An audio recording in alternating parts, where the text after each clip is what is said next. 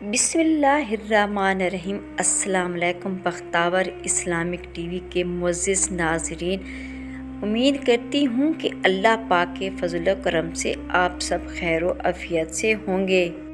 آج میں آپ سے بات کروں گی مکڑی کے گھر کے بارے میں، جس کو فتنوں کا گھر کہا گیا ہے۔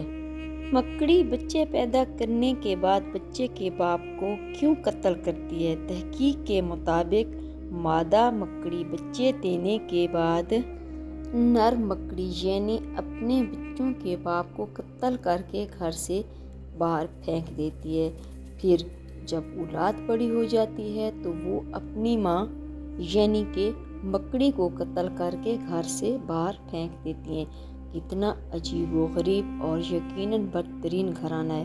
قرآن مجید کی ایک سورت ہے عنکبوت۔ عنکبوت کو اردو زبان میں مکڑی کہا جاتا ہے۔ قرآن مجید میں اللہ رب العزت نے فرمایا ہے کہ سب سے برا یا کمزور گھر مکڑی کا گھر ہے۔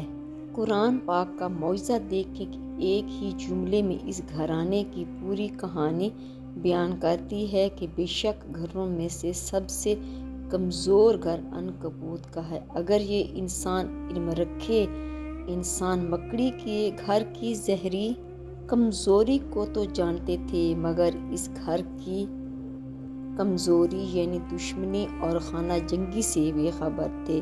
اب جدید سائنس کی وجہ سے اس کمزوری سے بھی واقف ہو گئے، اس لیے اللہ تعالیٰ نے فرمایا اگر یہ علم رکھتے یعنی مکڑی کے گھریلو کمزوریوں اور دشمن سے واقف ہوتے۔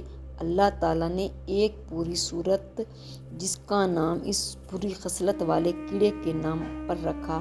حالانکہ اس سورت کے شروع سے آخر تک گفتگو فتنوں کے بارے میں ہے، اور اس سورت کی ابتدا یوں ہے کہ لوگ یہ خیال کرتے ہیں کہ وہ اس بات پر چھوٹ جائیں گے کہ انہوں نے کہا کہ ہم نے ایمان لائے اور ان کو آزمایا نہیں جائے گا، اور فرمایا لوگوں میں سے کچھ ایسے ہیں کہتے تو ہیں کہ ہم نے ایمان لائے ہیں، مگر جب ان کو اللہ کی راہ میں اذیت دی جاتی ہے تو لوگوں کی آزمائش کو اللہ کے عذاب کی طرح سمجھتے ہیں۔ ذہن میں یہ سوال پیدا ہو سکتا ہے کہ مکڑی کا فتنوں اور آزمائشوں سے کیا تعلق ہے؟ در حقیقت فتنے، سازشیں اور آزمائش بھی مکڑی کی جال کی طرح پیچیدہ ہوتی ہے، اور انسان کے لیے ان کے درمیان تمیز کرنا، ان کو بے نقاب کرنا آسان نہیں ہوتا، مگر اللہ مدد کرے تو یہ کچھ بھی نہیں ہوتے۔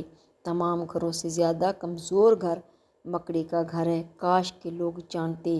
یہاں بتایا گیا ہے کہ مکڑی کے گھر کو دیکھ کر جو شخص حقیقت کا سبق پالے وہی دراصل عامل ہے۔ اس سے معلوم ہوتا ہے کہ خدا کے نزدیک سچے علم والے کون ہیں۔ یہ وہ لوگ نہیں ہیں جو کتابی بخشوں نے مہر بنے ہوئے ہیں، بلکہ یہ وہ لوگ ہیں جو خدا کی دنیا میں پھیلی ہوئی قدرتی نشانیوں سے نصیحت کی غذا لے سکیں۔ سبحان اللہ!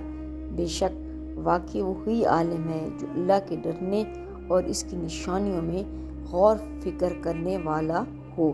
اللہ پاک ہمیں سچا عالم بنائے، آمین یا رب العالمین۔ اور میری اللہ تعالیٰ سے دعا ہے کہ یا اللہ ہمیں فتنوں اور گمراہی سے بچائے رکھے، آمین یا رب العالمین۔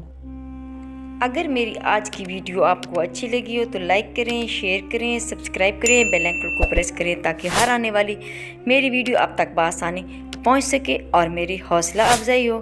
فی امان اللہ۔